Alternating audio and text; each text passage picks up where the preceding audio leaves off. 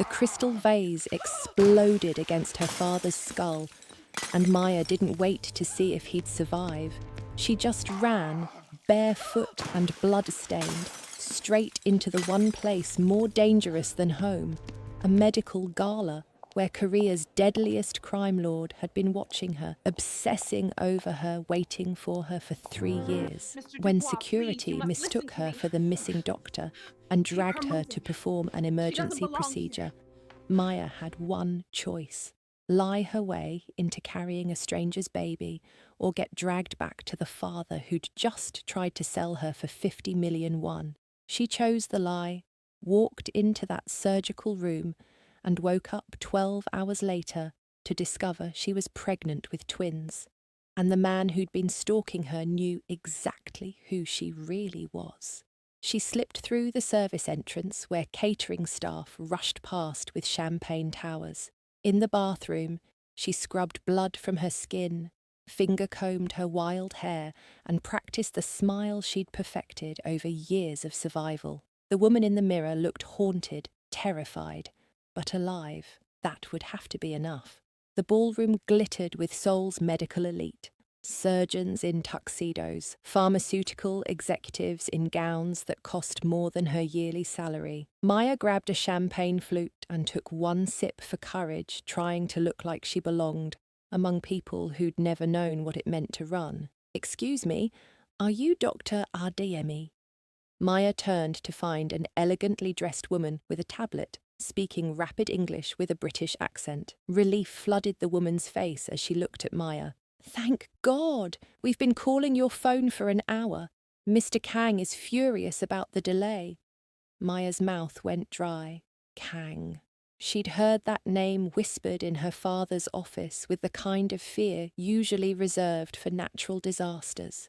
The Kang family controlled half of Seoul's underground, more dangerous than her father and the Park family combined. But through the crowd, she saw them, her father's security detail, scanning faces, searching for her. Survival instinct overrode sanity. "Yes," Maya said, "I'm Dr. Adeyemi. Lead the way." The woman's relief was palpable. Finally, the procedure must happen within the next 90 minutes, or we lose the optimal window. Mr. Kang has been very clear. No delays. Procedure? Window? Maya's medical training screamed questions, but her father's men were getting closer. She let the woman pull her toward private elevators, toward whatever insanity she'd just committed to. The elevator climbed. Maya's heart hammered. The woman explained rapidly. "You reviewed the genetic reports, correct? Both embryos are grade AA.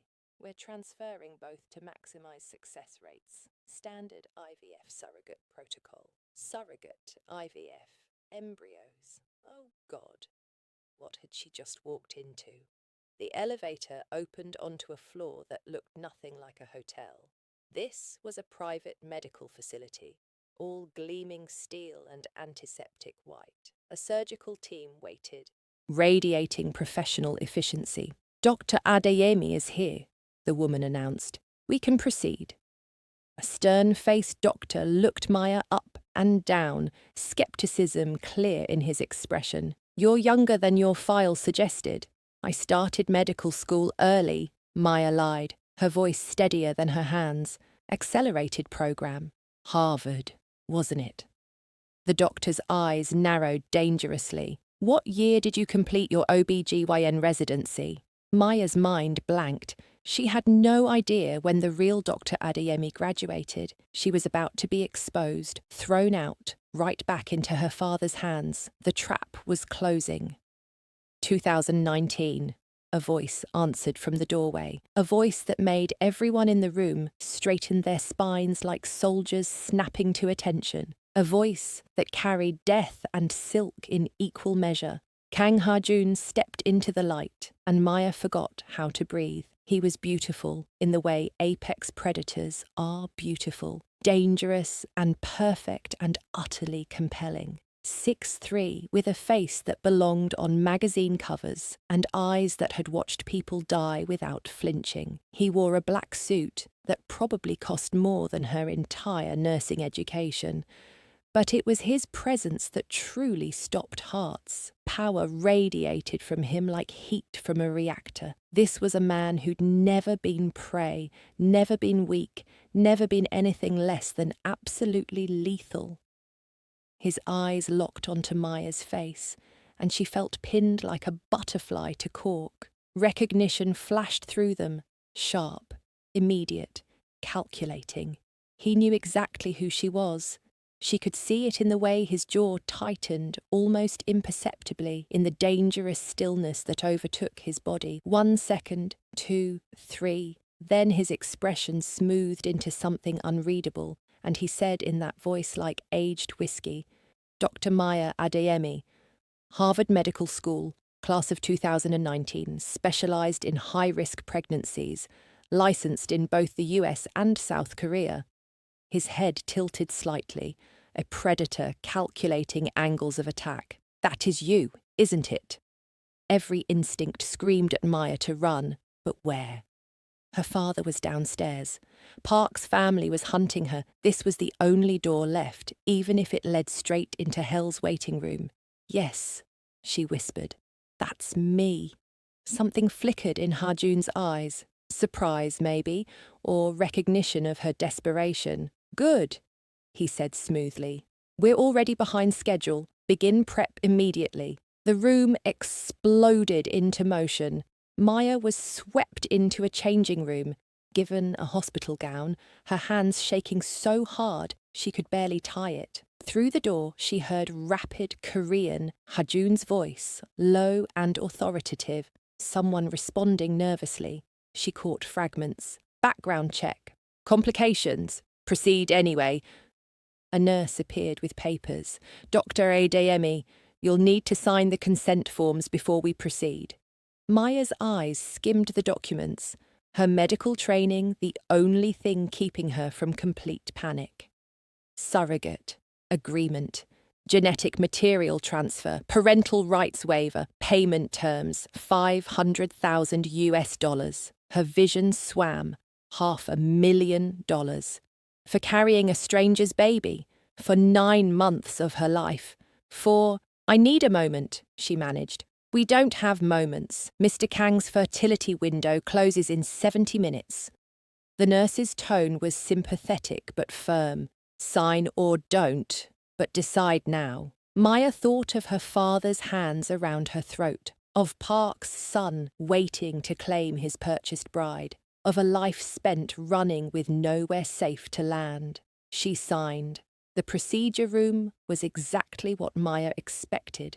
Cold, sterile, professional. What she didn't expect was Harjun staying, standing behind glass like a silent god, watching everything with those unreadable eyes that seemed to see straight through her lies. "We'll be transferring 2 embryos," the doctor explained in English, prepping the catheter with practiced efficiency, both using Mr. Kang's genetic material and a donor egg. Success rate approximately 65% with dual transfer. "And if it doesn't take..." Maya's voice came out smaller than she intended. "Then we wait for your next cycle and try again." The contract allows for 3 attempts over 12 months. 12 months, a year of her life, but a year hidden from her father, from Park's family, from everyone hunting her. Maya lay back on the examination table, staring at ceiling tiles and trying not to think about what was happening. Through the glass, Hajun watched with the intensity of a man witnessing something far more significant than a routine medical procedure. The procedure lasted 15 minutes, 15 minutes that might change the entire trajectory of Maya's life. When it was done, the doctor smiled professionally. "Congratulations, Dr. Adeyemi, you're potentially pregnant." The words hung in the air, heavy as stones. Potentially pregnant with a stranger's child, with the child of one of Seoul's most dangerous men. Maya pressed her hand to her still, flat stomach, feeling nothing but the wild hammering of her own heart. Hajun entered the room, dismissing the medical staff with a single gesture. Suddenly, Maya was alone with him, still in the hospital gown, feeling more vulnerable than she'd ever felt in her life. He moved closer, each step deliberate and unhurried, like a predator that knew its prey had nowhere left to run. "You're not Dr. Adeyemi," he said flatly. Not a question, a statement of fact. Maya's heart stopped. The real Dr. Adeyemi is currently in Lagos treating an Ebola outbreak. I'm funding her clinic, so I know exactly where she is." His voice was emotionless, which somehow made it more terrifying. "Which means you're a liar. The question is why? Truth or more lies?" Maya's survival instinct made the choice. "My father, Ambassador Robert Okafor, he tried to kill me tonight. He's selling me to Ambassador Park's son for bride price. 50 million won. I ran. I saw the gala. I thought..." Her voice cracked. "I thought I could disappear for a few hours, figure out a plan. I didn't mean to. I didn't know what I was walking into. Ambassador Okafor." Something dark and dangerous flickered behind Hajun's eyes, the man who runs the West African trafficking pipeline through Seoul. Maya's world tilted sickeningly. What? No, he's a diplomat. He has immunity. He's a monster with diplomatic papers and friends in every government office that matters. Hajun moved even closer, and Maya could smell his cologne now, cedar and something darker, more dangerous. "And you're his daughter." "I didn't know," Maya whispered desperately. "I swear to God, I didn't know what he was doing. I just knew he was cruel and violent and..." The words tumbled out in a rush. "Please, I'll give the money back. I'll disappear. I won't tell anyone about this. Just let me go." "You can't give it back. The procedure is already done. If you're pregnant, and we won't know for certain until the blood test in 2 weeks, that's my genetic heir inside you. You can't just walk away from that." "I'll terminate." "No." The single word was absolute, allowing no argument. "That embryo, those embryos, cost me 3 years of planning and $5 million to create. You'll carry them to term." "But I'm not qualified. I'm just a nurse. I lied about everything." "You're a nurse." His eyes studied her with unnerving intensity. "Which means you understand pregnancy basics better than most surrogates. You know medical terminology. You can recognize complications. That actually makes you more qualified than the socialites I usually consider for this." His hand moved suddenly, gripping her chin and forcing her to meet his eyes. Not violently, but with absolute authority. "So here's what happens next, Maya Okafor. You stay here under my protection. If the pregnancy takes, you carry the children, to term. If it doesn't, we try again. And if I refuse, then you walk out that door right now, and I call your father to come collect you." His thumb traced her jawline almost gently, a jarring contrast to his words. "Your choice, my protection or his justice. What's it going to be?" Maya's hands were shaking so hard she had to clench them into fists. This was insane. Staying with a crime lord, potentially carrying his babies. But the alternative was her father dragging her back, delivering her to Park's son, destroying her for the crime of fighting back. "If I stay," she said carefully, "what are the terms?" Hajun released her chin and pulled out a tablet, swiping through a document with the efficiency of a man used to making impossible deals. "You'll live in my private residence, all expenses covered, food, medical care, security. If the pregnancy takes, you receive $200,000 at confirmation. Upon healthy delivery, 300,000 more. You'll sign away all parental rights and never contact the family again. What if something goes wrong? What if there are complications? Then you have access to the best medical care in Seoul. I don't let my investments fail." The way he said it, cold, clinical, made it clear she was exactly that, an investment. "But Maya, You need to understand something. If you stay here, you're in my world now. My rules. My protection comes with a price. What price? Your obedience, your honesty, your complete cooperation. His eyes held hers. I don't tolerate lies, and I don't tolerate betrayal. Cross me, and I'll make you wish you'd taken your chances with your father. Every instinct screamed at Maya to run. But where? She had no money, no passport, no plan. Just the clothes she wasn't even wearing and the blood of her father still under her fingernails. I need to think.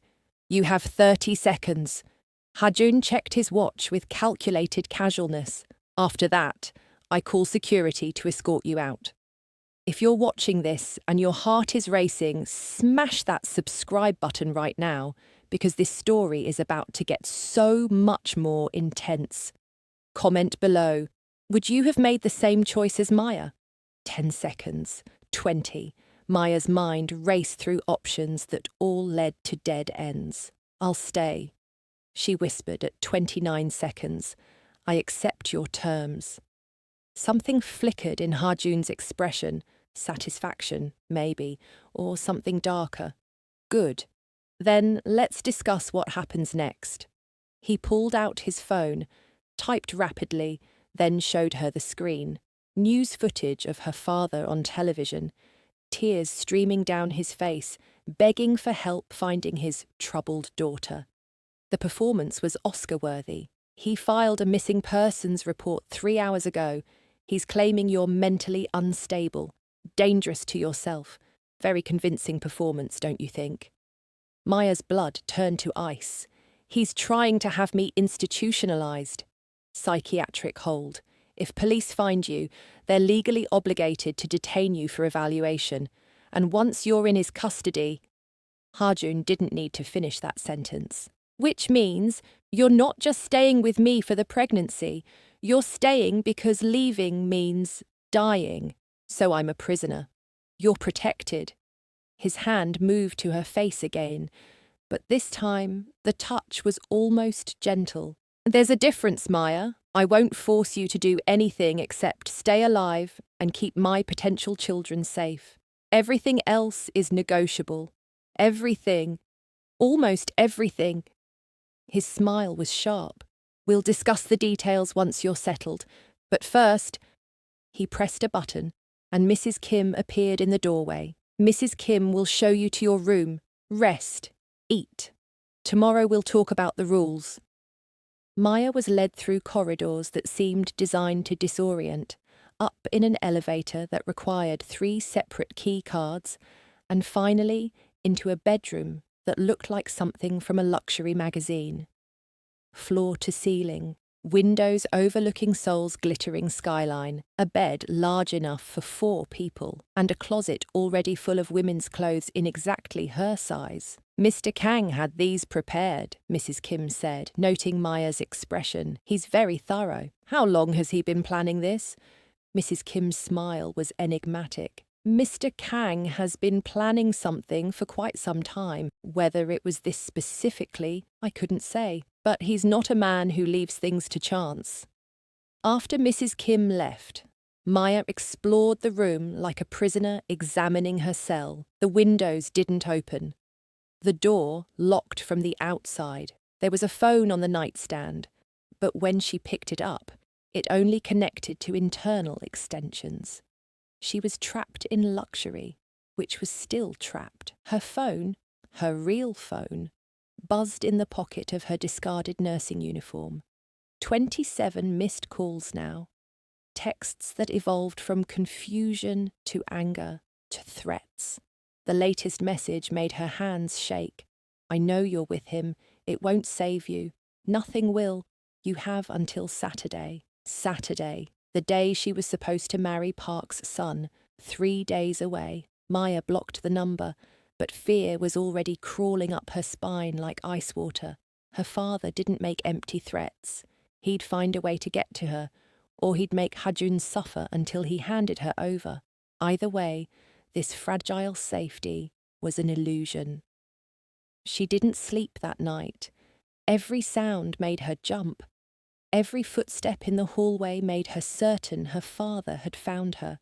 At 2 a.m., still wired with adrenaline, she found herself drawn to light, spilling from under a door down the hall. Harjun's office. She shouldn't look, shouldn't invade his privacy. She pushed the door open anyway. Harjun was asleep at his desk, head pillowed on his arms, laptop still glowing, and on the screen, as his desktop background, was a photo of her, not surveillance footage, not something creepy taken without her knowledge. It was from her Instagram 3 years ago, her laughing at Hyundai Beach, genuinely happy in a way she barely remembered feeling. Before her father's true nature had been revealed, before she'd learned to live in constant fear. Maya's breath caught as she looked around the office with new eyes. A coffee mug from her favourite cafe in Gangnam, a Nigerian print blanket folded on the chair, a book she'd posted about loving last year, small pieces of her life, collected like offerings. This was worse than surveillance. This was something deeper, more dangerous. "You should be sleeping!" Hajun's voice made her jump. He was awake now, watching her with those unreadable dark eyes that seemed to see straight through every defense she'd ever built. "I saw," Maya gestured helplessly at the laptop, at the evidence of his obsession spread across the room like accusations. "I know what you saw." He stood slowly, moving around the desk with predatory grace. "Are you frightened?" "Yes." "Good. You should be." He stopped just in front of her, close enough that she could feel the heat of him. "I've spent 3 years studying you, Maya, learning what makes you smile, what makes you angry, what you believe in. And somewhere in all that watching, I stopped seeing you as a curiosity and started seeing you as something else entirely." "What?" Her voice came out breathless. "Mine." The word was possessive, absolute, terrifying in its certainty, which made it particularly painful when you walked into that gala tonight. You, of all people, running straight into my trap. It felt like fate was finally giving me what I'd been wanting for 3 years. "I don't understand. I've been waiting for you, Maya. Not for a surrogate, not for a random woman. For you." His hand came up to cup her face, thumb brushing her cheekbone with unexpected tenderness. "I've been preparing that room for months, buying clothes in your size, learning about Nigerian food, reading about Igbo culture, because I knew eventually you'd end up here. I just didn't expect it to be tonight, covered in your father's blood, and desperate enough to lie your way into my bed." Maya should pull away, should be horrified. "That's not... You can't just decide someone is yours." "Can't I?" His smile was sharp. "I'm Kang Hajun. I decide what's mine and I take it. The only question is whether you're going to fight me on this or accept the inevitable." "The inevitable?" "That you're mine. That you've been mine since the moment you bought coffee for that homeless woman on Gangnam Avenue 3 years ago. That every choice you've made since then has been leading you here, to me, to this moment." His other hand moved to her waist, pulling her closer. "You can hate it, you can fight it, but you can't change it." "You're insane," Maya whispered, but she wasn't pulling away. Something in her responded to his certainty, to being wanted this completely, even if it was twisted and wrong. "Probably," Harjun agreed. "But you're here anyway, not because I'm forcing you, because you chose this, chose me. Over your father, over running, you chose to stay." "I didn't have a choice." "You always have a choice. You could have run to the police, could have contacted the embassy, could have disappeared into Seoul's underground. But you came to my gala, walked straight into my hands, because part of you knew."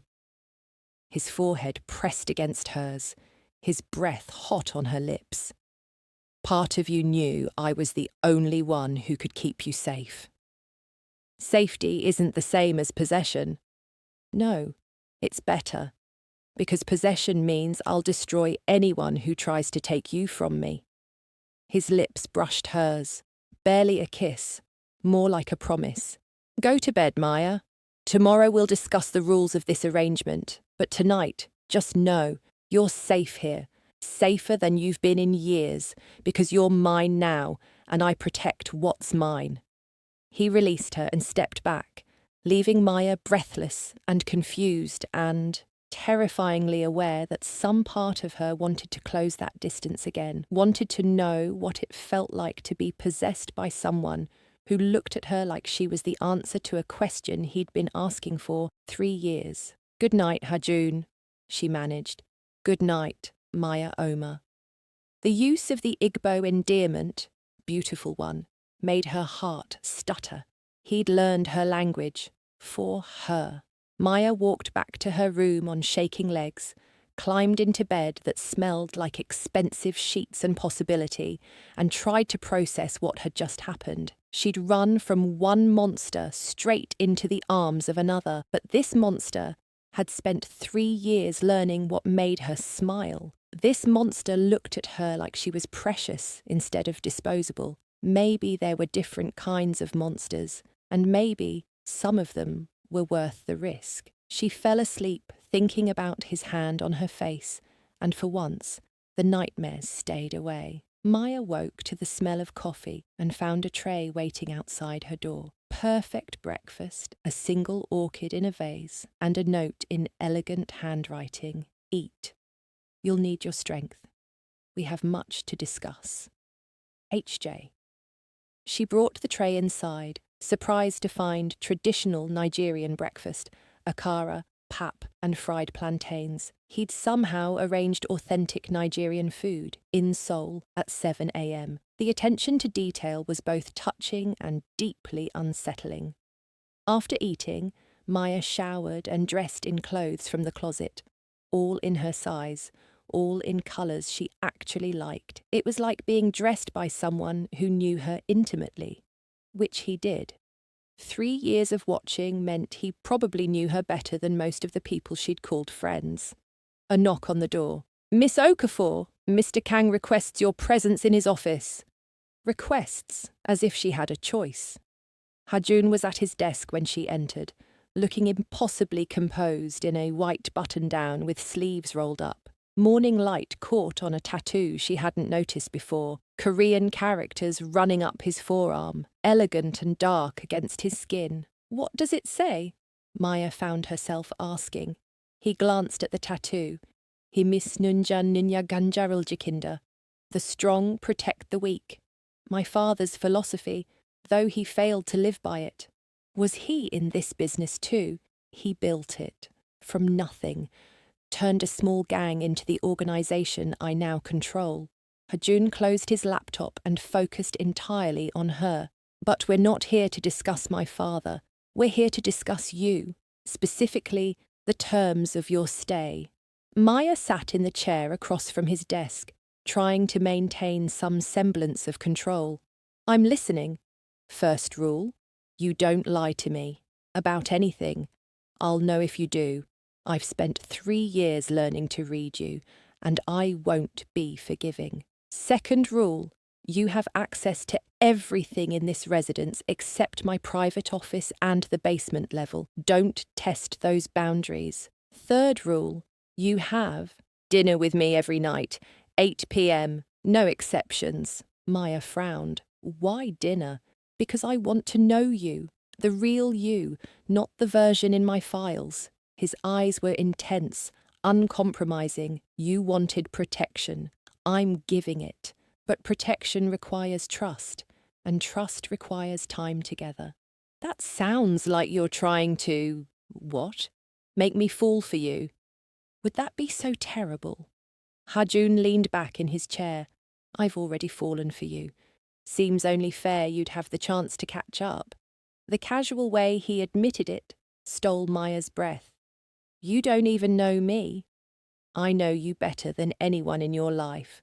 I know you donate your lunch money to street vendors when you think no one's watching. I know you cry at animal rescue videos but stay stone-faced during horror movies. I know you work 60-hour weeks at the hospital but still volunteer at the women's shelter on Sundays. I know you believe in redemption, even when the world gives you every reason not to.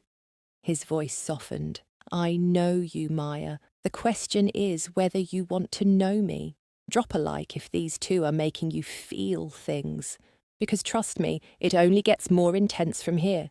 And if I refuse dinner, Maya challenged, then you're choosing to leave. The door isn't locked. Hajun's voice was maddeningly calm. I won't force you to stay, Maya, but if you stay, you follow my rules. It was manipulation wrapped in the illusion of choice. But what option did she have? Her father would find her anywhere else. Fine. Dinner at 8. Good. He stood and walked to the windows, hands in his pockets. Your father filed a missing persons report with Interpol last night. He's claiming you embezzled from his diplomatic accounts. He has forged documents, bank transfers, evidence you never saw. Maya's heart stopped. That's not true. I know. But he's building a case to have you arrested and extradited. Hajun turned to face her, which means we need to move faster than I'd planned. Faster how? I need you to help me build a counter case. Use your nursing skills, your understanding of medical documentation and records to help trace his real operations. He pulled up files on his laptop. I have access to databases you'd need government clearance to see. Military intelligence, Interpol records, banking systems across 3 continents. I want you to help me find everything we can use to destroy him first. Maya walked to the desk, looking at the screens full of impossible access. How do you have all this? Money buys loyalty. Loyalty buys information. And I have a lot of money. He said it like it was obvious. The question is whether you're willing to help me take down your own father. He tried to kill me, Maya said quietly. He tried to sell me. He's been trafficking women for God knows how long. I'd say he deserves whatever he gets. That's my girl. Pride flickered in Hajun's eyes, quickly hidden. Then, let's burn his world. Down. They worked for 6 hours straight. Maya's fingers flew across keyboards, following medical records that led to trafficking routes, finding patterns in hospital admissions and missing persons reports. Hajun worked beside her, making calls in rapid Korean, pulling favours from contacts across Asia. At some point, he ordered lunch, Nigerian food again, jollof rice and chicken that tasted almost like home. At another point, he draped his jacket over her shoulders when she shivered in the air conditioning. Small gestures of care that felt more dangerous than his threats because they made him seem human instead of monstrous. I found something, Maya said around 4 p.m., her voice shaking. He's not just trafficking women, he's moving entire families, children included. Hajun leaned over her shoulder, close enough that she could feel his breath on her neck, smell that cedar cologne that was starting to become familiar. How many? Based on these medical records and correlation with missing persons. Hundreds, maybe thousands over 20 years. Her voice cracked. He's been doing this since before I was born. Can you prove it? Every transaction links back to his diplomatic accounts. I can build a case that would make prosecutors weep with joy. She turned to look at him, suddenly aware of how close he was. But, Hajun, if we do this, if we expose him, he'll know it was me. He'll come after me with everything he has. Good. Hajun's voice was dark with something that might have been satisfaction. I want him to know. I want him to lie awake at night, knowing his own daughter destroyed him, that the child he tried to sell became the weapon that ended him. You really hate him. I hate what he represents. Power without accountability. Cruelty disguised as respectability. Hajun's hand came up to tuck a strand of hair behind her ear, the gesture so gentle it made Maya's breath catch. And I hate what he did to you, trying to sell you like you're nothing when you're... He stopped himself. When I'm what? When you're everything. The words came out rough, like they'd been dragged from somewhere deep. You're everything good that I'm not. Everything pure that this world tries to destroy. And watching him try to break you... His jaw clenched. It made me want to burn down the world just to keep you safe. Maya couldn't breathe, couldn't think. Hajun, don't. His hand dropped away. Don't say anything. Not yet. Just, let's finish this. Let's take him down. Then we can talk about the complicated things. But the complicated things were already here, filling the space between them with tension so thick Maya could taste it. She wanted to close the distance, wanted to know what his lips felt like, wanted to understand this thing growing between them that felt like equal parts danger and inevitability. Instead, she turned back to the computer. Let's work. They compiled evidence until her eyes burned and her back ached. By the time Hajun called it quits for the day, they had enough to put Robert Okafor away for multiple lifetimes. The question was whether they could make the charges stick against a man with diplomatic immunity and connections in every government that mattered. At dinner that night, exactly 8 p.m. as promised, Hajun poured wine like they were on a date instead of locked in a psychological war. The dining room was all dark wood and soft lighting, intimate in a way that made Maya hyper-aware of every breath, every glance, every accidental brush of hands. Tell me about Lagos, Hajun said, swirling wine in his glass. Why? Because I want to know where you came from. What shaped you into the woman sitting across from me? He took a sip, his eyes never leaving her face. Humour me. Maya hesitated, then found herself talking. About the chaos and beauty of Lagos, about her mother's laugh before her father had sent her away, about growing up in a diplomatic family that looked perfect from the outside while rotting from within, about the moment she'd realised her father was a monster wearing her father's face. When did you know? Hajun asked quietly. When did you realise what he really was? 2 years ago, I saw a file on his desk, names of women, prices beside them like livestock. Maya's voice wavered. I confronted him, and he... She stopped, the memory sharp enough to cut. What did he do? He smiled, like it was funny that I was upset. Then he told me if I ever mentioned it again, he'd make me one of the names on the list. Her hands were shaking around her wine glass. That's when I knew I had to get away from him, that the man who raised me was gone, if he'd ever existed at all. Hajun's expression darkened with something that looked like murder. He threatened to traffic his own daughter. Not in those words, but yes. Maya forced herself to meet his eyes. That's why I ran. That's why I lied my way into your world. Because anything, even this, even you, was better than staying with him. Even me? Hajun's smile was sharp. You make me sound like a punishment, aren't you? A man who's been stalking me for 3 years, who trapped me into carrying his children, who watches me sleep and collects pieces of my life like trophies. But there was no real accusation in her voice, just exhaustion and something else. Curiosity, maybe. I prefer to think of myself as devoted rather than creepy, Hanjun said, but his smile faltered. Though, I suppose from your perspective, the distinction is academic. Why me? Maya asked the question that had been burning in her mind since she'd seen his office. Why spend 3 years watching me? What made me so special?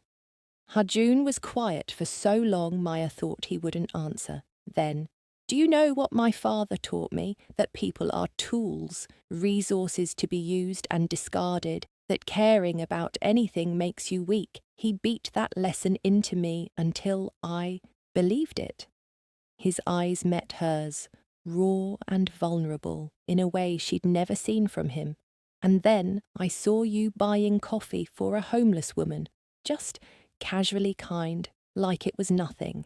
And I realised I'd never done that, never thought to do that, never even considered that kindness could exist without motive. So you became obsessed with me because I bought someone coffee. I became obsessed with you because you represented something I didn't know existed. Goodness without calculation, strength without cruelty, the possibility that someone could survive in this world without becoming a monster. He leaned forward, intense. I wanted to understand you, to see if it was real or an act, and the more I watched, the more real it became. You weren't performing goodness, you just were good. Despite everything your father was, despite everything you'd survived. I'm not good, Maya protested. I lied to you tonight. I'm using you for protection. You're surviving. That's different. Hajun reached across the table, took her hand. His touch was warm, solid, grounding. You're doing what you have to do to stay alive. That doesn't make you bad. It makes you smart. Maya looked at their joined hands, his scarred and strong, hers trembling and uncertain. What happens when I'm not useful anymore? When the babies are born and the arrangement ends? Do I just disappear from your life like I never existed? Is that what you think will happen? I don't know what to think. You say you've been watching me for 3 years, but watching isn't the same as knowing. What if the real me, the messy, broken, traumatized me, isn't what you want? Hajun's hand tightened on hers. I've seen the messy parts, Maya. I've watched you cry yourself to sleep after fights with your father. I've seen you break down in your car after particularly brutal shifts at the hospital. I've watched you struggle and fail and get back up again, and I wanted you more each time. That's not romantic. That's voyeuristic. It's both. He smiled slightly. I won't pretend to be normal about my feelings for you. I'm not normal. I'm obsessed and possessive, and probably a dozen other red flags your friends would warn you about. But I'm also honest. I want you, not the perfect version, just you. Maya's throat was tight with emotion she couldn't name. I don't know how to process this. Then don't. Not yet. Hajun released her hand and sat back. Just eat dinner with me, work with me during the day, let me protect you from your father. And we'll see where this goes.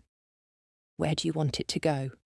His eyes darkened with something that made heat pool low in Maya's stomach. Everywhere. I want it to go everywhere. But we have time. 8 weeks until we know if you're pregnant. 8 weeks to figure out if this thing between us is real or just proximity and desperation. And if it's real, then I'm never letting you go. He said it like a vow, like a threat, like a promise. Fair warning. They finished dinner in charged silence, every glance loaded with meaning, every accidental touch electric. When Hajun walked her back to her room, he stopped at her door like a gentleman from another era. Good night, Maya. Good night, Hajun. He started to leave, then turned back. One more thing. What? If you have nightmares, if you're scared or lonely or just can't sleep, my room is 3 doors down. You can come to me. No expectations, no strings. Just, you don't have to be alone if you don't want to be. The offer was so unexpected, so genuinely kind, that Maya felt tears prick her eyes. Thank you. He nodded once and left, and Maya closed her door, feeling more confused than ever. This man who terrified and fascinated her in equal measure, who'd been stalking her for 3 years, but also learning her language and her culture and what made her happy, who wanted to possess her but also offered comfort without expectations. Comment below if you think Maya should trust him or run, because honestly, I don't even know what the right answer is. That night, Maya lay awake until 2 a.m., her mind spinning with everything that had happened in the last 24 hours. She'd gone from running for her life to potentially pregnant with a crime lord's babies, from complete terror to something more complicated that involved attraction and gratitude and the terrifying possibility that Ha-jun might actually be telling the truth about his feelings. At 2:30 a.m., another nightmare jerked her awake, her father's hands around her throat, his voice promising terrible things. Maya sat up gasping, her heart racing so fast she thought she might have a panic attack. The walls of the beautiful room felt like they were closing in. She needed not to be alone. Before she could talk herself out of it, Maya grabbed a robe and walked 3 doors down, stood outside Ha-jun's room for 5 full minutes, her hand raised to knock, telling herself this was stupid. He'd offered out of politeness, not because he actually wanted her to show up at his door in the middle of the night. She knocked anyway. Ha-jun opened the door immediately, like he'd been waiting, like he'd heard her pacing outside and known she'd eventually knock. He wore sleep pants and nothing else, his chest bare and marked with scars that told stories of a violent life. But his eyes were soft, concerned, immediately reading her distress. "Nightmare?" he asked. "How did you—" "I have monitors. Your heart rate spiked 20 minutes ago." He stepped aside. "Come in." Of course he had monitors. Of course he'd been watching her sleep patterns. Maya should be creeped out. Instead, she felt oddly comforted that he'd been paying attention, that he'd known she needed him before she did. His bedroom was simpler than she'd expected. Minimalist furniture, a few personal photos, and books stacked everywhere. The bed was massive, already turned down on one side, like he'd been expecting company. "Which side do you prefer?" he asked. "Left." He pulled back the covers on the left side without comment. "Get in." Maya climbed into bed, her heart racing for entirely different reasons now. She expected him to immediately try something, to use her vulnerability to push for intimacy. Instead, he got in on the other side and just held her. His arms wrapped around her from behind, his face buried in her hair, his body warm and solid against her back. "Thank you," Maya whispered. "For what?" "For not making this about sex." His arms tightened slightly. "When I make love to you, and I will, Maya, make no mistake about that, it won't be because you're scared or lonely or running from nightmares. It'll be because you're so consumed with wanting me that you can't think straight." His breath was hot against her neck, sending shivers down her spine, despite his words. "I want you desperate for it, begging for it. That's the only way it happens." "That's arrogant," Maya managed, but her voice was breathy. "That's a promise." He pressed a kiss to her shoulder, gentle and reverent. "Now, sleep. You're safe here. I won't let anything hurt you, not even bad dreams." Maya fell asleep in his arms, and for once, the nightmares did stay away. She woke at dawn, still wrapped in Ha-jun's embrace, his breathing deep and even behind her. For a moment, she let herself pretend this was normal, that she'd chosen this man under normal circumstances, that they were just 2 people falling in love instead of a crime lord and his accidental surrogate locked in a dangerous dance of obsession and survival. Then reality crashed back. She was potentially pregnant with his twins. Her father was hunting her, and she was lying in bed with a man who'd admitted to stalking her for 3 years. Nothing about this was normal, but God help her, she didn't want to leave. Subscribe if you're as obsessed with these two as Ha-jun is with Maya, because this story is about to get even more complicated and you're going to want to be here for every twist. 2 weeks passed in a strange bubble of domesticity and danger. Maya worked with Hye-jun during the day, building an ironclad case against her father. They had dinner together every night at 8 p.m, conversations that ranged from her childhood in Lagos to his brutal training under his father. And every night, Maya found herself at his door, unable to sleep alone, climbing into his bed with the excuse of nightmares, even when she hadn't had any. They never did more than sleep. Hye-jun held her every night with restraint that must have cost him, keeping his promise that sex would only happen when she was certain.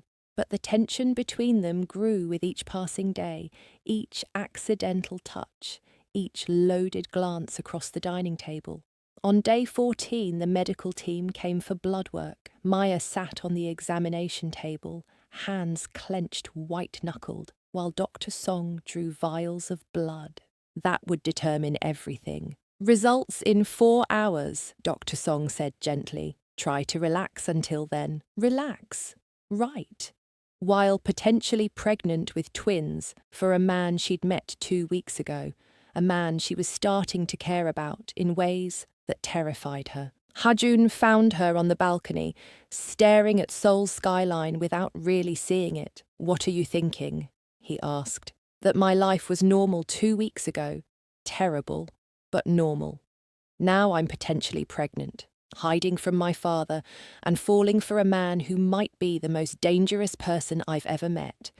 She looked at him. "How did this become my life?" "You made a choice. To survive. To fight. To trust me even when every instinct probably screamed at you to run." Hye-jun moved closer, his presence a wall of warmth at her back. "Do you regret it?" "I don't know yet. Ask me in 4 hours when we find out if I'm carrying your babies." "Our babies," he corrected softly. "If you're pregnant, they're ours. Not mine. Ours." The possessiveness in his voice should have bothered her. Instead, it made something warm bloom in her chest. "You sound awfully certain about that for a man who made a contract specifying I'd have no parental rights." "Fuck the contract!" Hye-jun's arms came around her waist, pulling her back against his chest. "The moment you're pregnant, if you're pregnant, everything changes. You're not a surrogate anymore. You're the mother of my children. That makes you family, and I protect my family above all else. Even when your family is a woman you've known for 2 weeks. I've known you for 3 years, Maya. We've just been properly introduced for 2 weeks." His chin rested on her head. "And yes, even then, especially then." They stood like that, wrapped around each other, until Dr. Song appeared in the doorway, looking nervous. "Mr. Kang, Ms. Okafor, I have the results." Maya's legs nearly gave out. Hye-jun's arms tightened, keeping her steady as they walked inside. Dr. Song had her tablet ready, her expression carefully neutral in that way doctors had when delivering life-changing news. "Ms. Okafor," she said gently, "you're pregnant." The world stopped spinning. "Both embryos?" Maya heard herself ask from very far away. Dr. Song nodded, pulling up an ultrasound image. "Both successfully implanted. Your HCG levels are excellent. You're carrying twins." Twins. She was actually pregnant with twins for Hye-jun.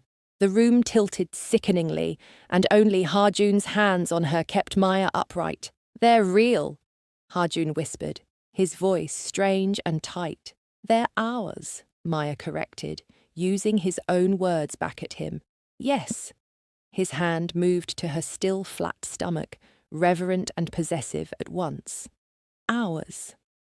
After Dr. Song left with promises of weekly checkups and nutritional guidelines, Maya and Hye-jun sat in stunned silence. Everything had just become real in a way it hadn't been before.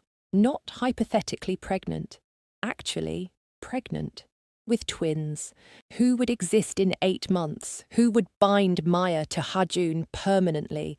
Contract or no contract? I need to update the terms, Hajun said finally. What? The contract, the arrangement, all of it.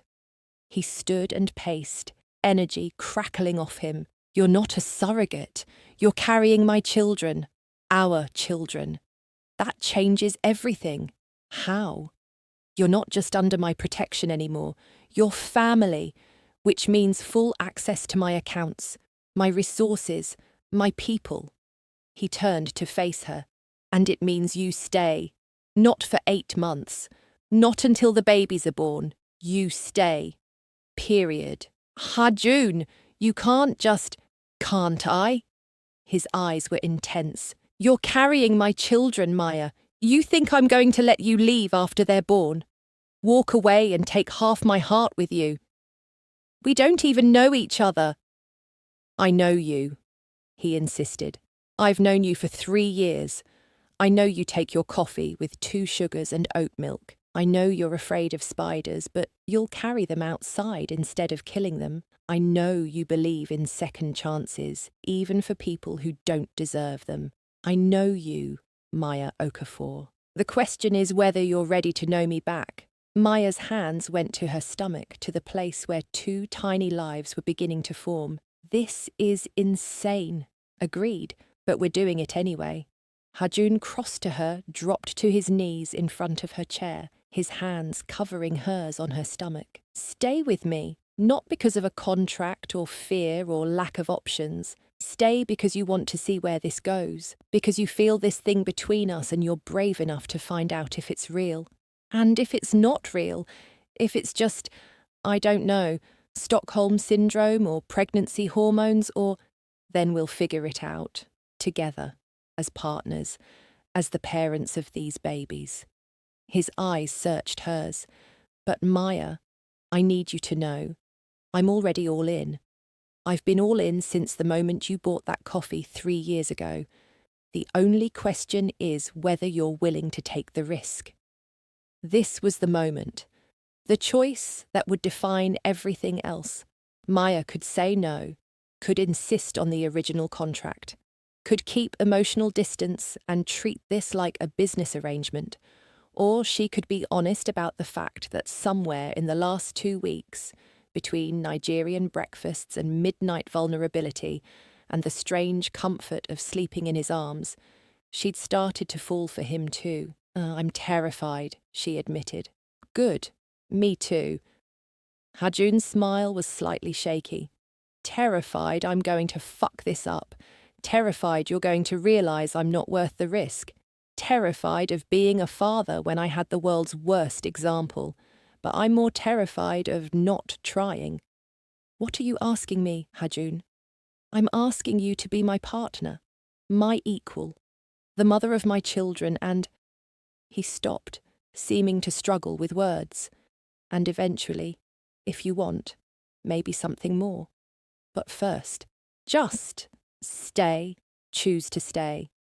Maya looked at this man who'd been obsessed with her for 3 years, but had also learned her language and her culture and what made her happy. Who held her through nightmares without demanding anything in return. Who looked at her like she was precious instead of disposable. Who was asking instead of demanding. Okay, she whispered, I'll stay. The relief that flooded Hajun's face was so genuine, it took her breath away. He pressed his forehead to her stomach, his shoulders shaking slightly. Thank you. God, Maya, thank you. Don't thank me yet. You haven't experienced me with pregnancy hormones. I might be a nightmare. Then I'll survive your nightmare and love you anyway. He looked up at her, vulnerable in a way she'd never seen. That's what family does, right? Survives each other. Yeah, Maya said softly, running her fingers through his hair. That's what family does. They stayed like that, Hajun kneeling, Maya touching his hair, both processing the weight of what they'd just committed to, until her stomach growled loudly enough to break the moment. Hajun laughed, the sound surprised and genuine. Come on, you're eating for 3 now. I'll make you whatever you want. You cook? I learned, for you. He stood, pulling her up with him. Mrs. Kim's been teaching me Nigerian recipes for 6 months. I'm mediocre at best, but I can make passable jollof rice. The casual admission that he'd spent 6 months learning to cook her food made Maya's eyes burn with tears. Damn pregnancy hormones already starting. You learned to cook Nigerian food for me. I learned everything for you, Maya. Language, culture, food, history, because I wanted to understand the world that shaped you, wanted to be worthy of your attention when you finally ended up here. His hand cupped her face. Was it enough? Am I enough? You're insane and obsessive and probably have a dozen psychological issues we should address in therapy. Maya smiled through tears. But yes, you're enough. He kissed her then, not the restrained kisses from before, but something desperate and claiming. His hands tangled in her hair, pulled her flush against him, devoured her mouth like he'd been starving for this. Maya kissed him back with equal intensity, months of tension and 2 weeks of slow burn finally igniting. When they broke apart, both breathing hard, Hajun rested his forehead against hers. Not tonight. Maya blinked in confusion. What? When I make love to you, and I will, soon, I want you clear-headed and certain, not riding a high from the pregnancy news, not overwhelmed by emotion. I want you to choose me with full awareness of what you're doing. His thumb brushed her swollen lips. So, not tonight, but soon. You're impossible, and you're mine. He kissed her once more, quick and possessive. Now come on. Let's feed our babies. Our babies. The words settled into Maya's chest like an anchor, grounding her in this new reality. She was pregnant with Harjun's twins, staying with him by choice, building something that looked disturbingly like a future. It was terrifying and thrilling and absolutely insane, and she wouldn't change a single thing. If you're still reading this, drop a comment telling me you're alive, because I need to know people are as invested in these two as I am. Hit that subscribe button, because we're only at 8,000 words, and trust me, the best parts are still coming. Week 3 of Maya's pregnancy began with morning sickness, so violent she couldn't keep anything down. Hajun found her at 6 a.m, bent over the toilet, miserable and exhausted. This is your fault, she groaned between heaves. I know. He held her hair back, his other hand rubbing circles on her back. I'm sorry. You should be. Your demon spawn are destroying me from the inside.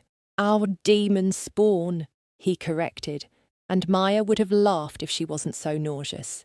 He disappeared for a few minutes and returned with ginger tea and crackers.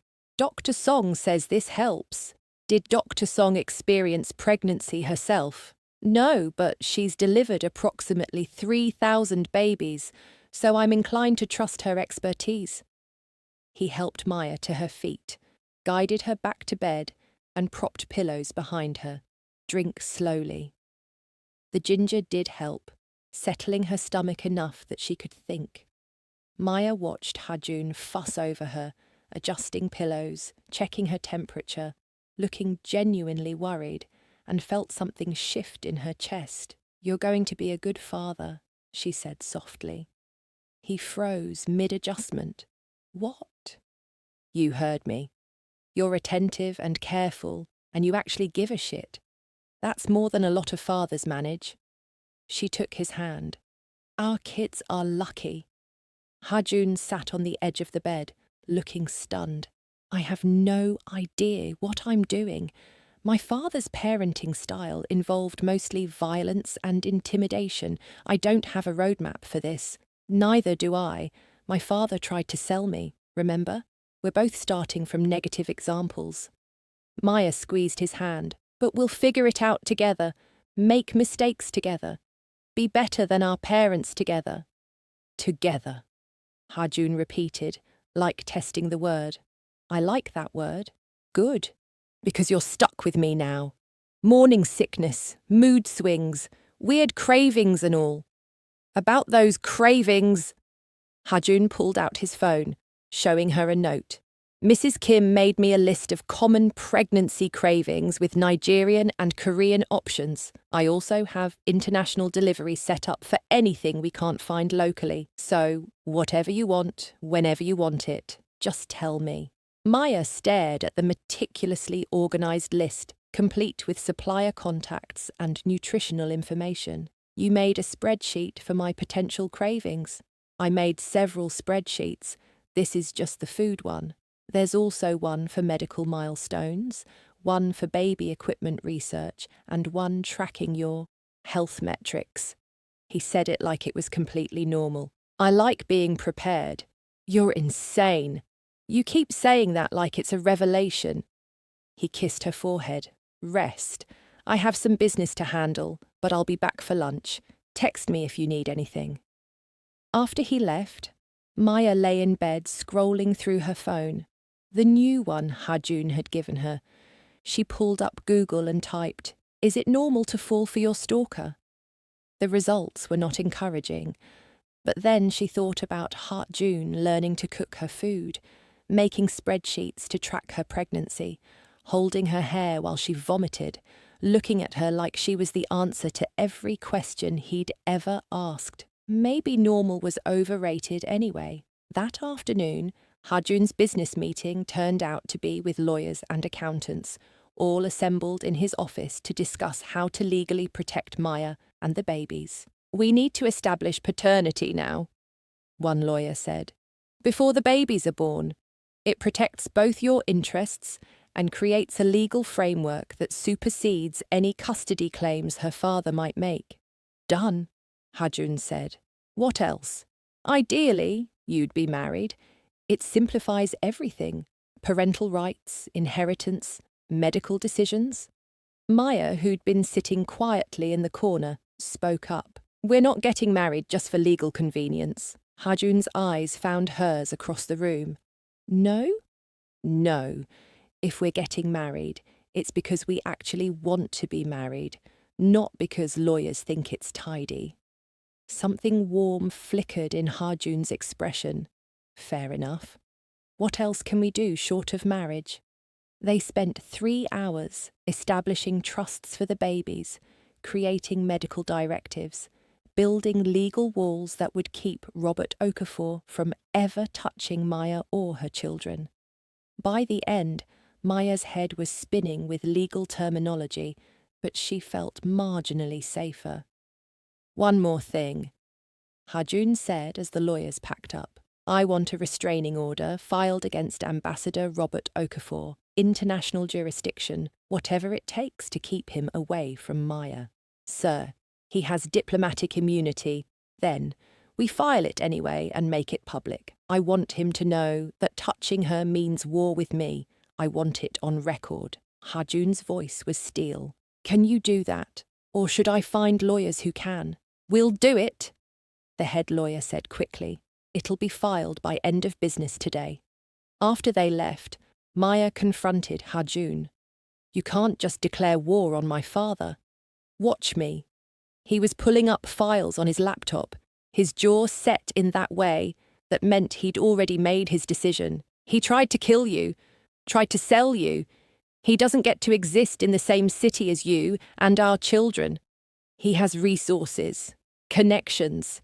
If you push him, he'll push back. Let him." Hajun finally looked at her. "Maya, I need you to understand something. I've been preparing to destroy your father for 2 years, since before I even knew you existed. He's responsible for trafficking operations that have destroyed thousands of lives. The only reason he's still breathing is because I was waiting for the right moment, the right leverage. And now you have it. Me, the babies. No, now I have motivation." His voice softened. Before, destroying him was business, cleaning up Seoul's underworld. Now it's personal. He hurt you. That's unforgivable. Maya should probably object to being used as motivation for gang warfare. Instead, she felt something warm and dangerous bloom in her chest. "You're going to war for me. I'd burn down the world for you," Hajun said simply. I thought that was obvious. It should have been a red flag, should have sent Maya running. Instead, she crossed the room and kissed him, pouring every complicated emotion into it.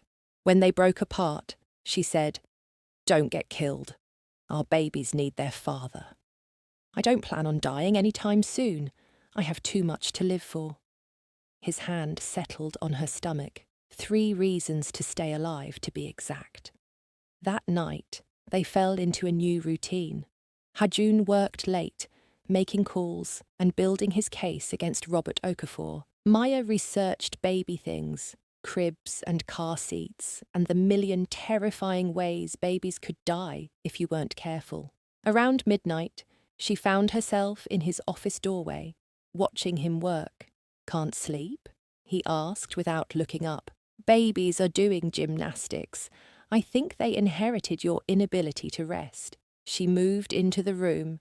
"What are you working on?" "Finalizing our case against your father.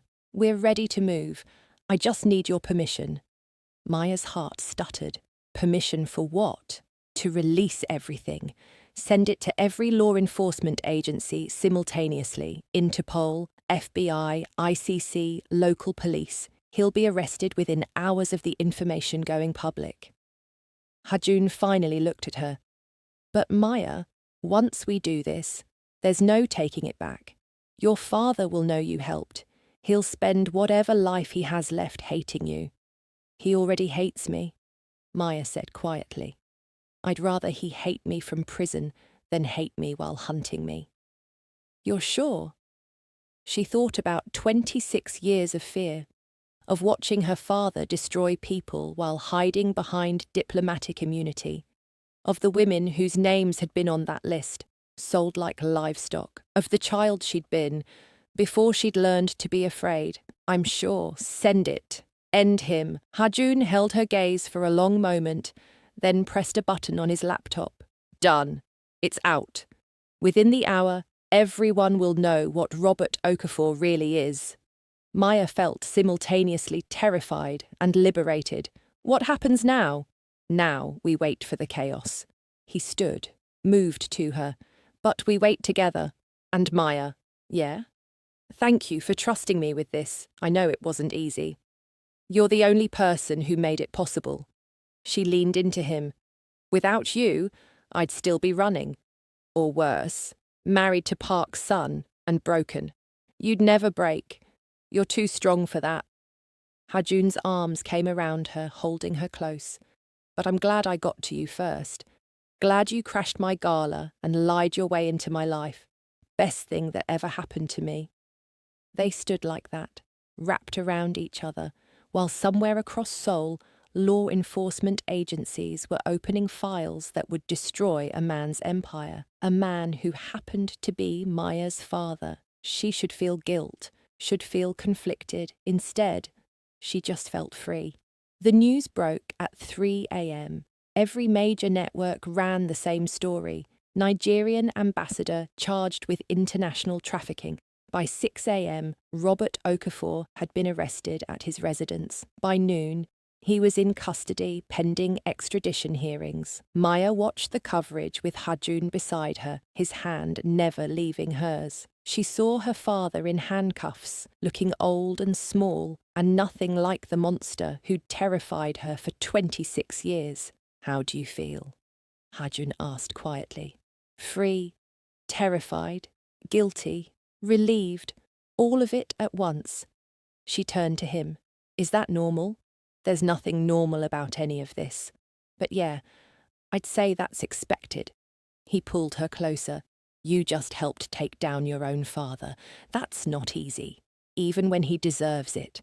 "Will he go to prison?" "With the evidence we provided, absolutely. Multiple life sentences across several jurisdictions. He'll die in prison."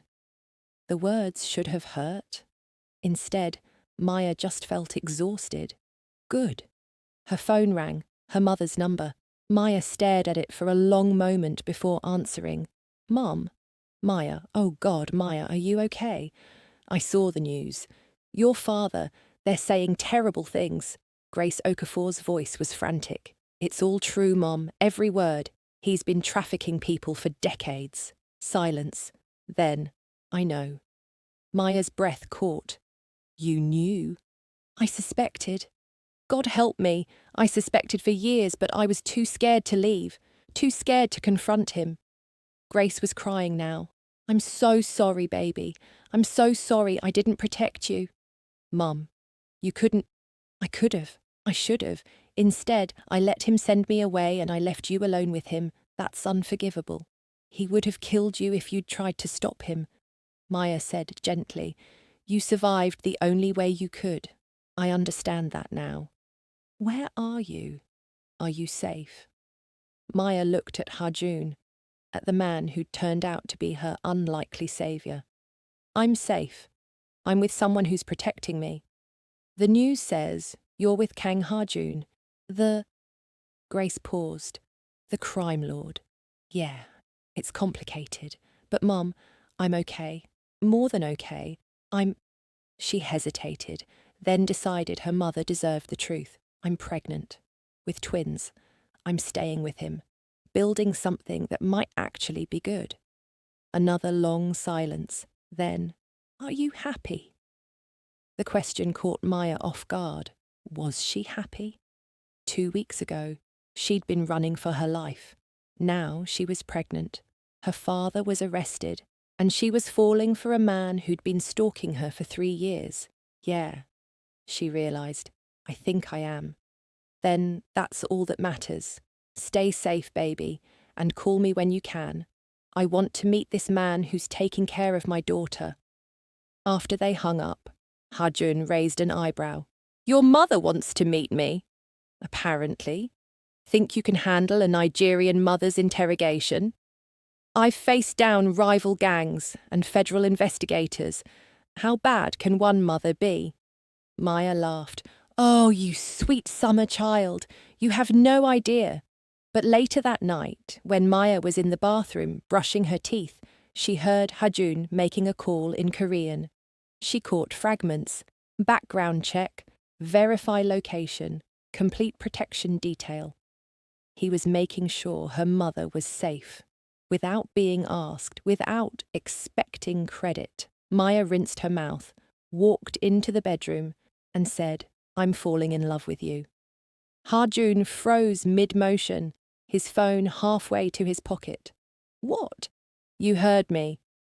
Maya climbed into bed, his bed, where she slept every night now. I'm falling in love with you. I'm not there yet, but I'm falling, and I thought you should know. For a moment, Harjun just stared at her. Then he crossed the room in 3 strides, dropped to the bed, and pulled her into his arms. Say it again. I'm falling in love with you. Again. Harjun. Please. I've waited 3 years to hear you say something like that. Let me enjoy it. Maya smiled against his chest. I'm falling in love with Kang Harjun, the insane stalker who learned to cook jollof rice and make spreadsheets about my pregnancy and looks at me like I'm the answer to everything. You are the answer to everything, he said fiercely. And Maya, I'm not falling anymore. I'm already there, have been for years. I love you, completely, utterly, obsessively. Obsessively? Would you expect anything else from me? He pulled back to look at her. I'm not good at doing things halfway, especially not loving you. Maya kissed him then, slow and deep and full of promise. When they broke apart, she whispered, Still not tonight though, right? Not tonight, but soon, very soon, because my patience is running out, and when it does... His eyes darkened with heat. When it does, Maya, I'm going to make you mine in every way possible. Promises, promises. That's not a promise. That's a guarantee. He settled back against the pillows, pulling her into his chest. Now sleep. Our babies need you rested. Maya fell asleep, thinking about promises and guarantees, and the impossible fact that she was actually, genuinely happy for the first time in years. It wouldn't last. Nothing this good ever did. But for now, wrapped in Hajun's arms with twins growing inside her and her father finally behind bars, Maya let herself believe in the possibility of forever. Tomorrow would bring new complications, but tonight she had this, and this was enough. The peace lasted. Exactly 3 days. Maya was in the kitchen with Mrs. Kim, learning to make kimchi jjigae, when Hajun's head of security burst through the door. His face was pale, and he was speaking rapid Korean that made Hajun's expression go from relaxed to lethal in seconds. "What?" Maya asked, fear spiking through her. "Park Min-ho," Hajun said, his voice tight. "He's filed a lawsuit claiming I interfered with a legally binding contract between him and your father. He's demanding either 50 million won in compensation or," his jaw clenched, "or you. He wants you delivered to him within 48 hours. Maya's hands went instinctively to her stomach. He can't be serious. He's completely serious. And he has lawyers arguing that your father's arrest doesn't void the marriage contract because it was executed before the charges were filed. Hajun was already moving, pulling out his phone. "It's bullshit, but it's expensive bullshit that will tie us up in court for months. Months we don't have," Maya said quietly. "I'm pregnant. Visible pregnant in another month. Once he knows, he won't know. No one outside this house knows." Haejun's eyes met hers. "Maya, I need you to trust me. I'm going to handle this, but you need to stay inside. No exceptions. Not even the balcony." "You think he'd try something?" "I think desperate men do desperate things. And Park Min-ho just lost 50 million won when your father was arrested. He's going to want that money back one way or another." The next 48 hours were tense. Hajun barely slept, spending his nights on phone calls in Korean and English, building some kind of strategy Maya wasn't privy to. She caught fragments, leverage, offshore accounts, evidence, but he wouldn't tell her details. "It's better if you don't know," he said when she pressed. "Plausible deniability if this goes wrong." "If what goes wrong?" "Trust me, Maya, please." So she did. She stayed inside, worked on her case files against her father, tried not to think about Park Min-ho and his lawsuit. But the stress was affecting her. She was nauseous constantly, couldn't keep food down, couldn't sleep without nightmares. On the second night, she woke up at 3 a.m. with cramping so severe she gasped. Hajun was beside her instantly, his hands on her face. "What's wrong?" "Cramping, sharp." Another wave hit and she curled into herself. "Hospital, now!" Hajun was already lifting her, carrying her toward the door. The next hour was a blur of emergency room lights and Dr. Song's face and ultrasound gel cold on Maya's stomach. She heard heartbeats, 2 strong heartbeats, and felt Haejun's hand crushing hers. "The babies are fine," Dr. Song said finally. "But Ms. Okafor, you're experiencing stress-induced cramping. Your blood pressure is elevated. Your cortisol levels are concerning. You need to rest. Actual rest. No stress, no excitement, or we risk preterm labour. I'm only 7 weeks, which is why we need to be careful now. Prevent problems before they start." Dr. Song looked at Haejun. She needs peace. Whatever's happening outside this hospital, keep it away from her. Back at the penthouse, Hajun settled Maya into bed with a tenderness that broke her heart. "I'm sorry," he said quietly. "This is my fault. The lawsuit, the stress, all of it. You didn't do anything. I brought you into my world, a world where people like Park Min-ho think they can own you." His hand rested on her stomach, protective and gentle. "I'm going to fix this. I promise." "How?" "By doing what I do best." His smile was sharp. "Destroying people who threaten what's mine." The next morning, Park Min-ho's lawyers received a package. Inside, documented evidence of Min-ho's involvement in illegal gambling operations, money laundering, and 3 unsolved murders. The kind of evidence that would put him away for life, along with a note, "Drop the lawsuit, or this goes to the prosecutor. You have 2 hours." The lawsuit was dropped within 90 minutes. Maya found out when Hajun came into her room, looking exhausted, but satisfied. "It's done. Park's leaving Korea. He won't bother you again." "What did you do?" "What I had to." He sat on the edge of her bed. "Maya, I need you to understand something about my world. I don't fight fair. I don't show mercy to people who threaten my family. Park Min-ho came after you, which means he came after our babies. That's unforgivable." "Is he dead?" "No, but he's ruined, financially and legally. He'll spend the next decade fighting charges in 3 countries, and if he ever says your name again, I'll know about it." Hajun's voice was cold. "That's what protection looks like in my world. It's not gentle and it's not clean, but it's effective."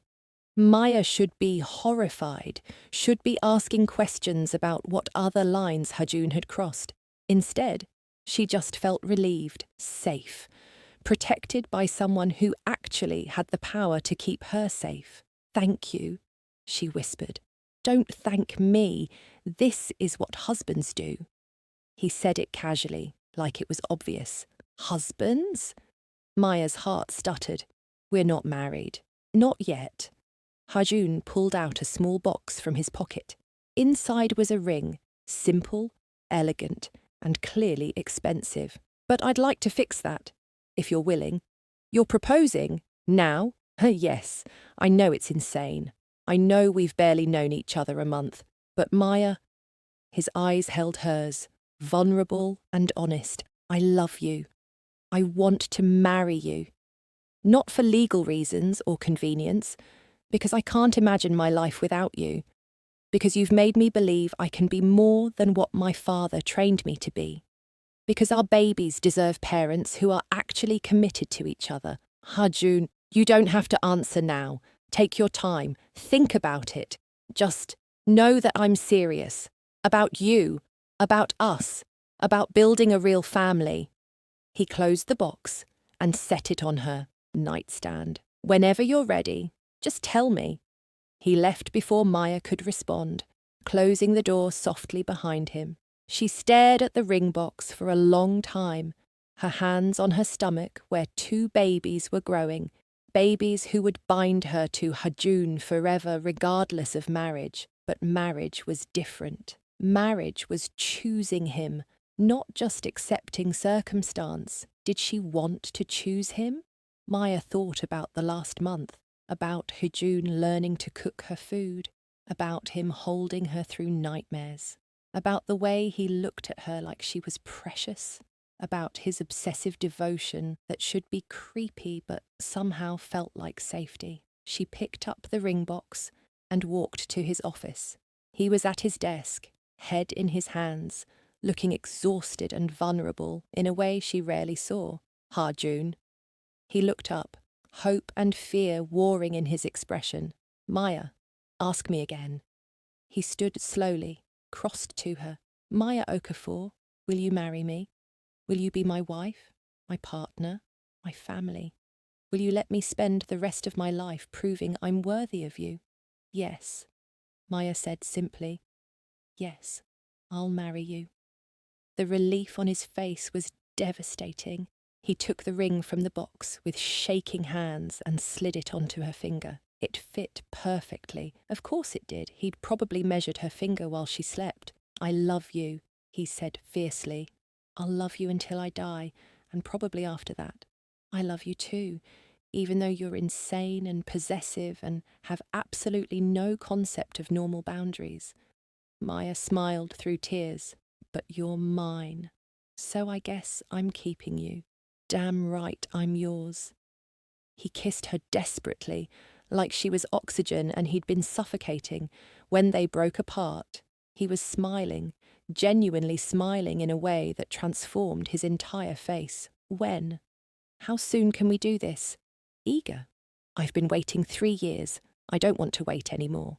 They were married a week later in a small ceremony at a Buddhist temple, with Mrs. Kim and Hajun's most trusted guards as witnesses.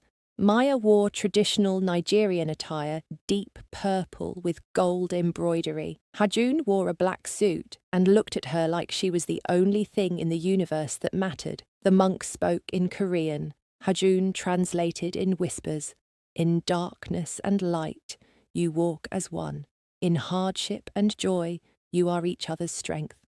What was broken becomes whole. What was separate becomes united. I'm united with you, Hajun said, sliding a platinum band onto her finger. For every breath I take, for every heartbeat, for every moment of this life and whatever comes after, you're mine and I'm yours. Maya's hands shook as she slid a matching band onto his. I'm united with you. Through fear and safety, through chaos and peace, through everything, you're mine and I'm yours. When the monk declared them married, Hajun kissed her like he was sealing a vow with his entire soul, deep and claiming, and full of 3 years of wanting compressed into one perfect moment. Wife, he murmured against her lips. Husband, she answered, and felt the word settle into her bones like truth. But happiness never lasted long in their world. 2 weeks after the wedding, Maya woke to shouting in Korean, loud voices, running footsteps. She grabbed her robe and opened the bedroom door to find Hajun's men in full tactical gear, weapons drawn, surrounding the penthouse. What's happening?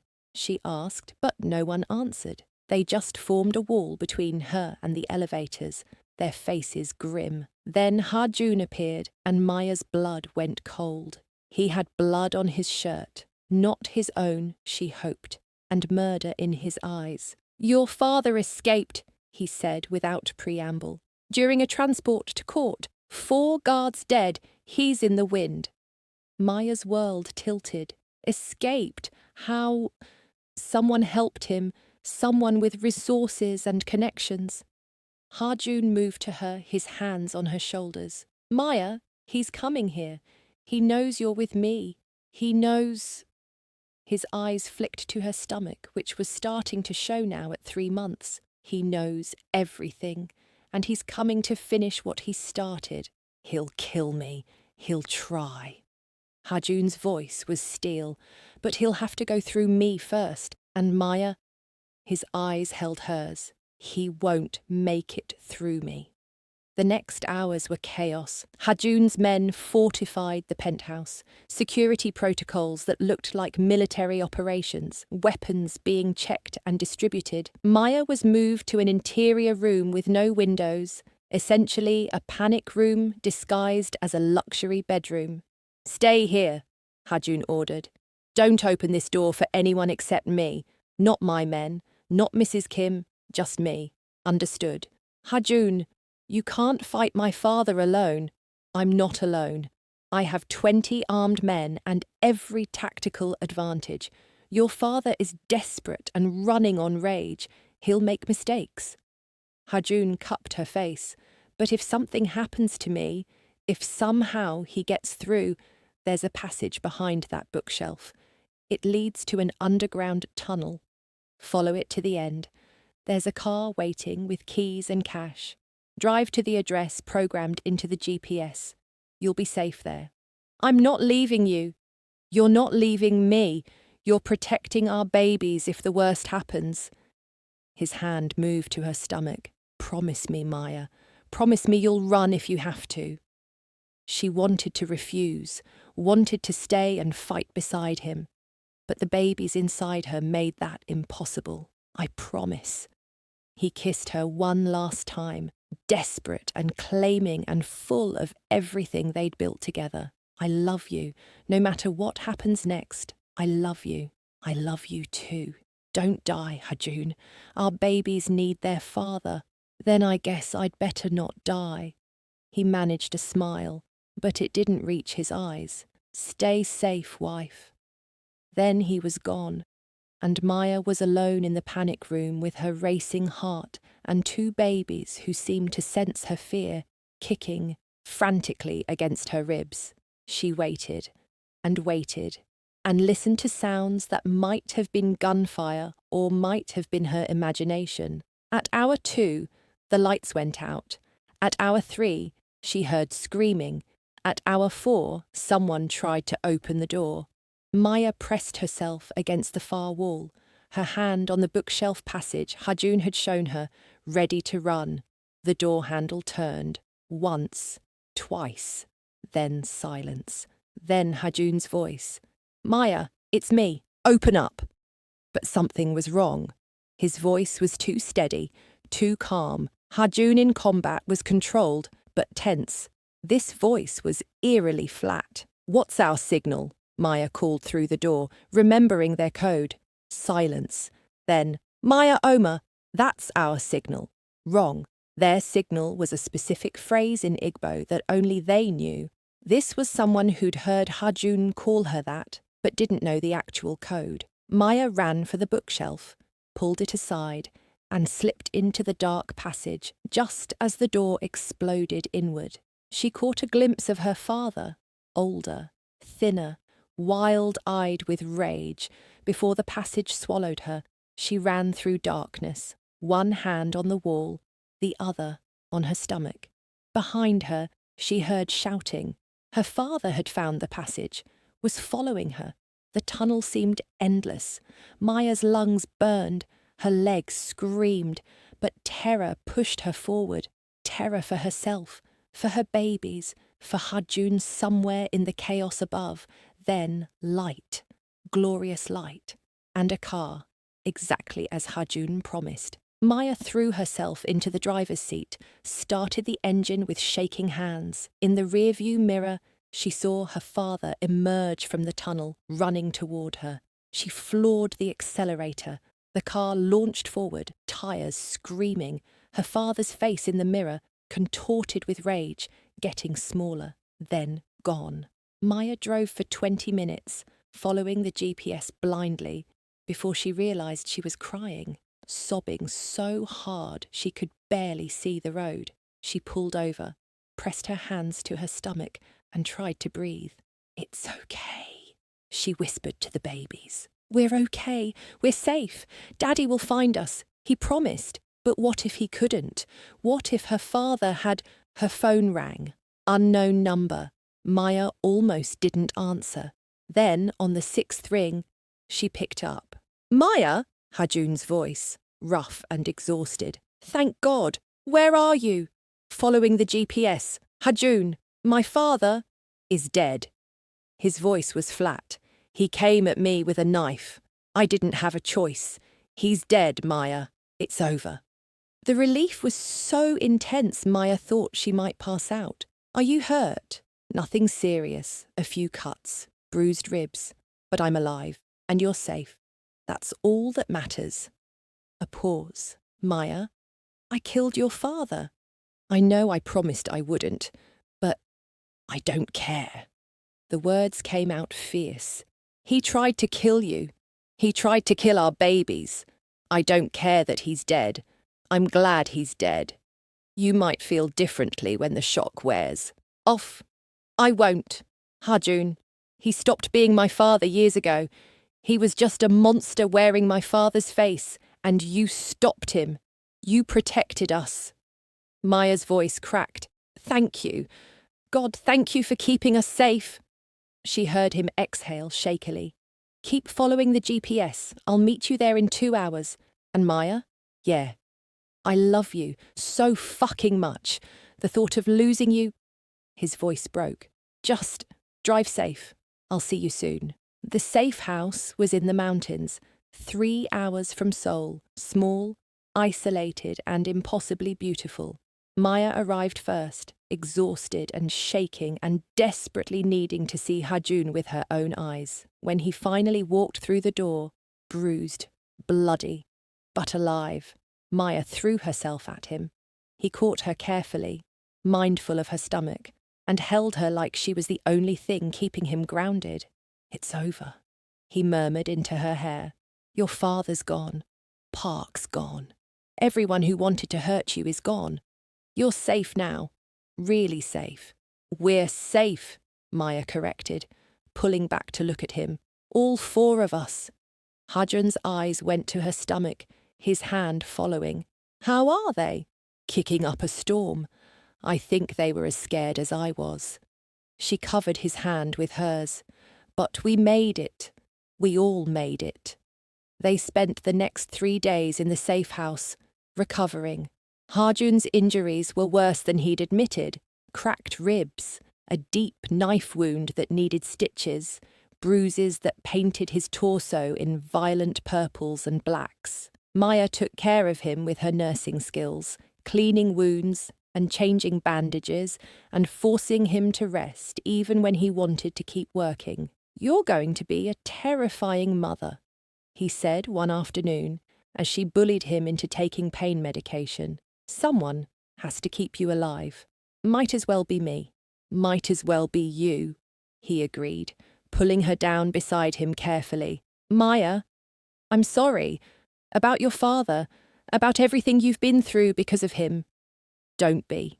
You gave me a way out. You gave me safety and protection and—" She looked at him. "And love. You loved me when I didn't think I deserved to be loved. You always deserved to be loved. You just needed someone worthy of loving you." His hand moved to her face, thumb tracing her cheekbone. "I'm going to spend the rest of my life trying to be that person. You already are." They made love for the first time that night, slow and careful and full of everything they'd survived to get here. Hajun touched her like she was precious, like her body was a miracle, like the babies inside her were the most important thing in the universe. And when they moved together, finally united in every way, Maya felt something click into place. This was her family, this man, these babies, this impossible love story built from desperation and obsession, and the choice to survive together. "I love you," Hajun said afterward, his hand splayed across her stomach.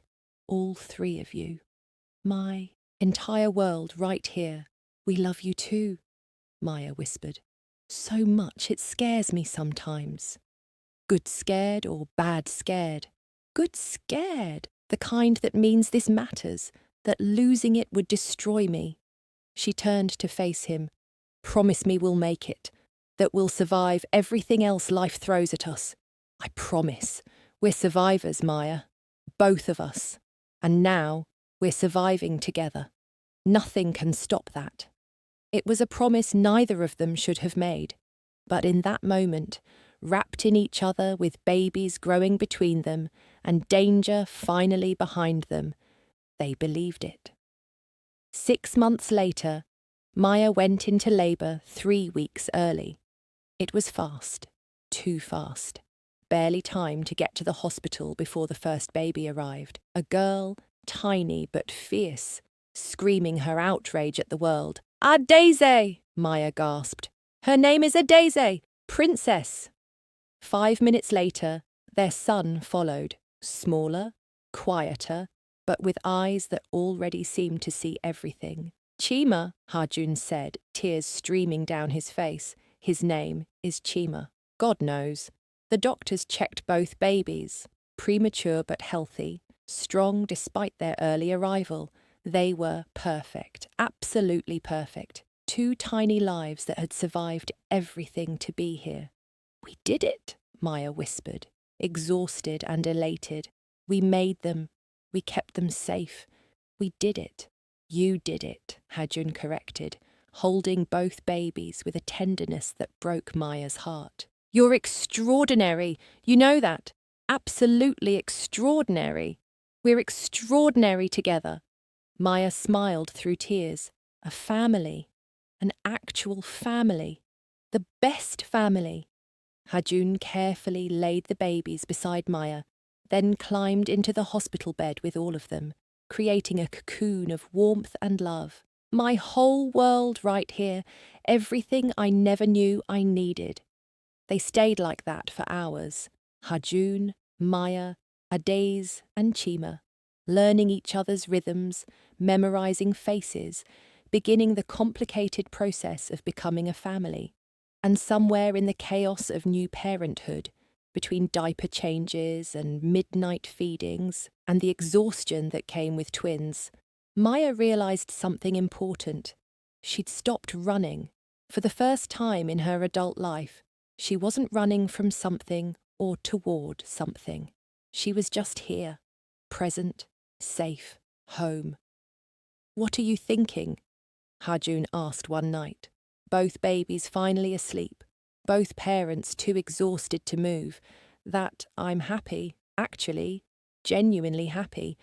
I didn't think that was possible for me. It's possible.